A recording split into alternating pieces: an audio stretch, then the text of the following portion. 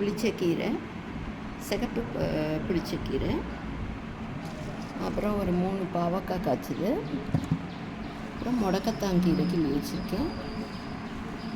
முடக்கத்தாங்கீரை இது பார்த்திங்கன்னா சிலோன் பசலைன்னுவாங்க, பசலைக்கீரை, ஸ்பினாச்சு. இது 3மே நம்ம தோட்டத்துலேருந்து எடுத்தது. கொஞ்சோண்டு பூ இருக்குது இன்றைக்கி. நந்தியாவட்டை, சங்குப்பூ, கனகாமரம், முல்லை இருக்குது. கொஞ்சம் பூ, ஒரு 2-3 வெரைட்டி கீரை, ஒரு 4 காய்.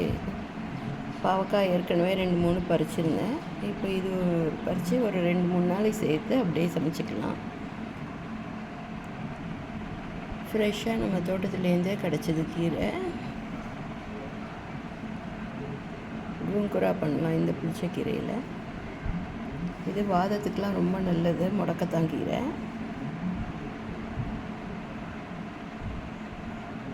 எல்லாமே தோட்டத்துலேருந்து கிடச்சிது.